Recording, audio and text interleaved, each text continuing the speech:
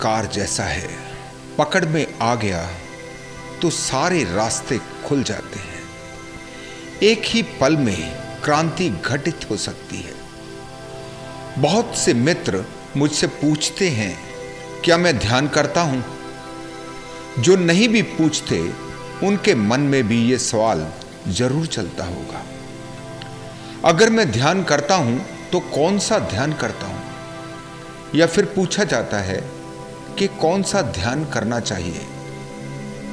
अब सवाल ये नहीं है कि मैं कौन सा ध्यान करता हूं या कितने समय ध्यान करता हूं। अब तो मामला ही उल्टा है। अब तो ये देखना पड़ता है कि 24 घंटों में वो कौन से पल थे जिसमें मैं ध्यान से बाहर हुआ या मैंने अपना होश खोया। अब मेरे जीवन का हर एक पल ध्यान है। अब ध्यान के बाहर कुछ भी नहीं। जब होश जाग जाता है, जब निद्रा टूटती है, बेहोशी टूटती है, फिर आपका जीवन ध्यानस्थ हो जाता है। अब कोई 1-2 घंटों का ध्यान नहीं। अब तो आप 24 घंटे ध्यान में ही रहते हो। अब तो आपका उठना, बैठना, सोना, जागना, अब तो सब कुछ ध्यान में ही चलता है। फिर अलग से किसी भी ध्यान की कोई जरूरत नहीं। कुछ मित्र जो विपश्यना ध्यान करने की कोशिश करते हैं पर सफल नहीं हो पाते, उन्हें हमेशा शिकायत रहती है कि ध्यान में प्रवेश नहीं होता, विचार ही नहीं रुकते। विचारों को रोकें कैसे? फिर एक सवाल कि क्या ध्यान का अर्थ बेहोशी है? क्या ध्यान का अर्थ गहरी नींद है? अगर ऐसा है तो फिर होश क्या है, जागरण क्या है? ये सवाल मुझसे आज तक किसी ने नहीं पूछा, लेकिन मैं जानता हूं ये सवाल आप सबके मन में तो है। मैं होश किसे कह रहा हूं? वो कौन सी बेहोशी है जिसकी मैं बात करता हूं? शायद बहुत ही कम मित्र इसे ठीक से समझते होंगे। आज इसी की मैं बात करूंगा।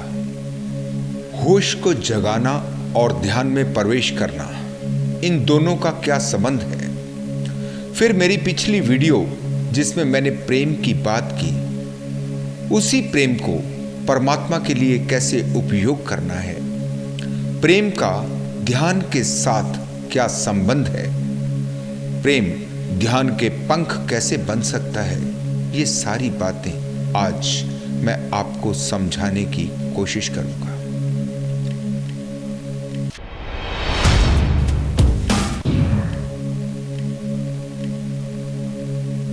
शरीर दिखाई पड़ता है, मन दिखाई ही नहीं पड़ता। शरीर का तो पता चलता है, लेकिन मन तो पकड़ में ही नहीं आता।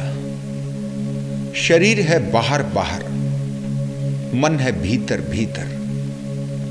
जैसे कंप्यूटर को समझें तो एक है हार्डवेयर, वो पार्ट जो दिखाई पड़ते हैं, वो हिस्से जिनको छूकर अनुभव किया जा सकता है। दूसरा है सॉफ्टवेयर, जिसको छुआ नहीं जा सकता, जिसे सीधे सीधे देखा भी नहीं जा सकता। लेकिन अगर किसी कंप्यूटर में सॉफ्टवेयर नहीं है, ऐसा कंप्यूटर कोई काम नहीं कर पाएगा। हार्डवेयर है शरीर और सॉफ्टवेयर है आत्मा। बिना सॉफ्टवेयर के आप कह सकते हैं मरा हुआ कंप्यूटर, जिसमें अब जीवन नहीं है। जिंदा इंसान में और मरे हुए इंसान में क्या फर्क है? अगर शरीर के तल पर देखें तो कोई फर्क नहीं है, सब कुछ पूरा है। कोई भी अंग या कोई भी शरीर का हिस्सा कम नहीं हुआ। बस उसका सॉफ्टवेयर, जिसे हम आत्मा कहते हैं, वो अब नहीं है, इसलिए निर्जीव है। और मन है वो पुल, वो सेतु जो शरीर और आत्मा दोनों को जोड़ता है। अगर आत्मा को जानना है तो उसका रास्ता केवल आपके मन से होकर गुजरता है। जब तक मन को नहीं जान पाते तब तक आत्मा को जानना असंभव है। ध्यान है मन को जानने का तरीका, मन तक पहुंचने का मार्ग। ध्यान है मन के तल पर घटने वाली एक घटना। शरीर बीच में आता ही नहीं, केवल मन। लेकिन मन घिरा है अनेकों विचारों से।